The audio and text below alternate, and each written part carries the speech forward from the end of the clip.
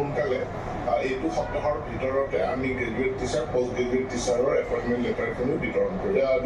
দৰ্শকসকল ইতিমধ্যে আপোনালোকে গম পাইছে যে শিক্ষামন্ত্ৰী মহোদয়েও এক সপ্তাহৰ ভিতৰত নিযুক্তি পত্ৰ বিতৰণ কৰা হ'ব বুলি উল্লেখ কৰিছে। অৰ্থাৎ 13 তাৰিখে এপইণ্টমেণ্ট লেটাৰ বিতৰণ কৰা সন্দৰ্ভত ইতিমধ্যে নিউজ চেনেলসমূহত যিটো দাবী উত্থাপিত হৈ আছে এই দাবীটো সত্য হোৱাৰ পথতে গৈ আছে। অৰ্থাৎ আপোনালোকে এই সপ্তাহৰ ভিতৰতে এপইণ্টমেণ্ট লেটাৰ লাভ কৰিব বুলি শিক্ষামন্ত্ৰী মহোদয়ে যিহেতু কৈছে সেইটোৱে হ'ব। আৰু SOP যিখন দিছিলে সেইখনো আমি ইতিমধ্যে লাভ কৰিছো। SOP খনত কি উল্লেখ আছে চাব। ইয়াত district wise placement, school wise posting of post graduate teacher and graduate teacher of different government provincialise secondary schools under the directorate of secondary education সন্দৰ্ভত কিছুমান ইয়াত বিশেষ ব্যৱস্থা লোৱা হ'ব। বিশেষকৈ ৰিক্ৰুইটমেণ্টৰ ক্ষেত্ৰত the recruitment process shall be duly undertaken and the result shall be declared as per merit and reservation policy of the state. এইটো আপোনালোকে গম পাইছেই যে ৰিজাল্টসমূহ ইতিমধ্যে দিয়া হৈছে। আৰু প্ৰিফাৰেঞ্চ অফ ডিষ্ট্ৰিক্ট এইটো after the final select list is publish. এতিয়া ফাইনেল ৰিজাল্ট যিহেতু চিলেক্ট হ'ল প্ৰিফাৰেঞ্চো বাছিবলৈ দিয়া হৈছে, এইটো হৈ গৈছে। আৰু preference of categories during placement in the district এইটোৰ ক্ষেত্ৰত চাব। Thereafter preference shall be given for placement of the appointees to the district of preferences to the extent possible for the post of post graduate teacher and graduate teacher as per vacancies and roster points post available in the particular districts on the following manner as per the number of advertised vacancy position in the respective district. PWBD candidate first preference pabo, female candidate second preference আৰু male candidate third preference pabo.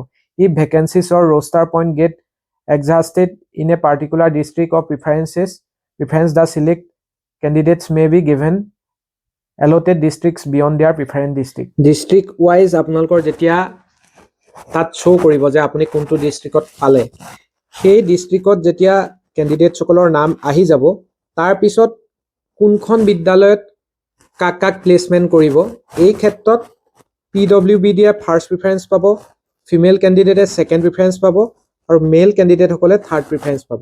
প্ৰথমতে আপোনালোকৰ district preference অনুসৰি আপোনালোকে কি ডিস্ট্ৰিক্টত পাব সেইটো ওলাই গ'ল।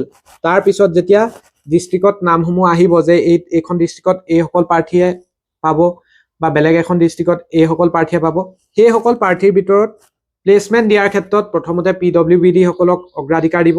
যেতিয়া মাতিব প্ৰথমতে PWBD সকলৰ মতামত লোৱা হ'ব যে আপোনালোকে ক'ত ল'ব। প্লেচমেন্ট মানে আপোনাৰ বিদ্যালয়খনৰ প্লেচমেন্টটো বুজোৱা হৈছে। আৰু তাৰ পিছত ফিমেল ক্যান্ডিডেট সকলক অগ্ৰাধিকাৰ দিয়া হ'ব, তাৰ পিছতহে কিন্তু মেল সকলে পাব। অৰ্থাৎ পুৰুষসকলৰ মতামতটো একেবাৰে শেষত লোৱা হ'ব।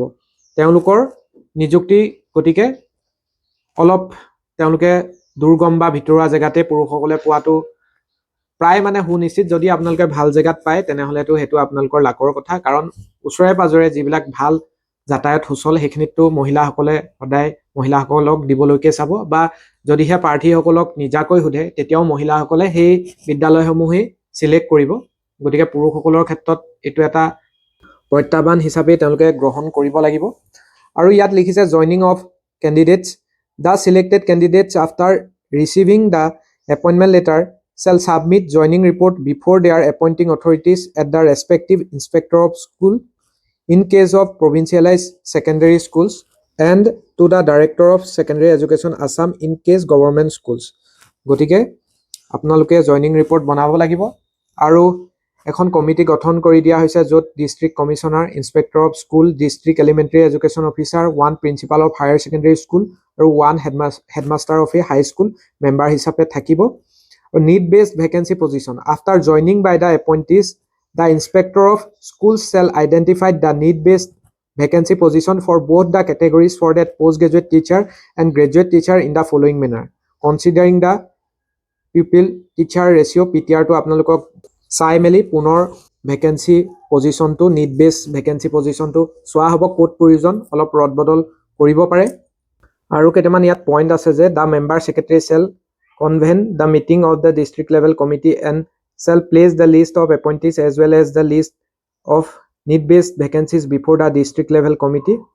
এইবিলাক ইমান বিশেষ প্ৰয়োজন নহয়, কিন্তু লাষ্টৰ ফালে চাব দৰকাৰী কথাটো আছে যে need based vacancies and shall recommend for preference of school wise posting of the appointees further while deciding upon the place of posting of teacher, the location factor and transportation facility to the schools is to be considered in case of PWBD and female candidates.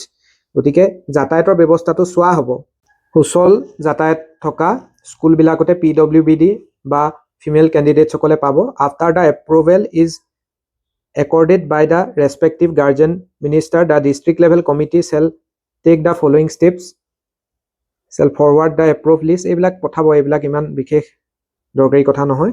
গতিকে school wise posting অৰ্ডাৰবিলাক এনেধৰণে এপইণ্টিজসকলক দিয়া হ'ব। প্ৰথমতে আপোনালোকৰ preference অনুসৰি district আহিব আৰু সেই ডিষ্ট্ৰিক্টবিলাকত যেতিয়া আপোনালোকৰ নিজৰ নাম সোমাব, তাৰপিছত ধৰা হ'ল 30 গৰাকী এখন ডিষ্ট্ৰিক্টত প্ৰাৰ্থীৰ নাম আহিলে সেই 30 গৰাকী প্ৰাৰ্থীৰ ভিতৰত প্ৰথমতে PWBD সকলক ভাল ভাল জেগাত তেওঁলোকক দিয়া হ'ব বা তেওঁলোকক ফাৰ্ষ্ট প্ৰিফাৰেঞ্চ হিচাপে কোনখন বিদ্যালয় লোৱা হ'ব তেওঁলোকক অগ্ৰাধিকাৰ দিয়া হ'ব। তাৰপিছত ফিমেল কেণ্ডিডেটসকলে পাব, তাৰপিছতে মেল কেণ্ডিডেটসকলে পাব। এইদৰে গোটেই নিযুক্তি প্ৰক্ৰিয়াটো সমাপন কৰা হ'ব আৰু এপইণ্টমেণ্ট লেটাৰসমূহ এনেধৰণে স্কুল ৱাইজ ইছ্যু হ'ব। গতিকে এইখিনিয়ে হৈছে GT-PGT নিযুক্তি সন্দৰ্ভত আপোনালোকক জনাবলগীয়া কথা আৰু যিখন SOP আপোনালোকলৈ লৈ আনিম বুলি কৈছিলোঁ এইখনতে সকলো ধৰণৰ নীতি নিয়মাৱলী উল্লেখ কৰা হৈছে আৰু শিক্ষামন্ত্ৰী মহোদয়েও এসপ্তাহৰ ভিতৰত নিযুক্তি পত্ৰ বিতৰণ কৰা হ'ব বুলি কৈছে। গতিকে যিহেতু 13 নৱেম্বৰ বা 14 নৱেম্বৰ এনেকুৱা এটা ডেটে আপোনালোকক শিক্ষামন্ত্ৰী মহোদয়ে নিশ্চিতভাৱে জনাই দিব পৰৱৰ্তী সময়ত আৰু আপোনালোকে এপইণ্টমেণ্ট লেটাৰ পাবলৈ সক্ষম হ'ব আৰু এনেকুৱা ধৰণৰ নীতি নিয়মাৱলী অৱলম্বন কৰিয়ে আপোনালোকক এপইণ্ট কৰা হ'ব।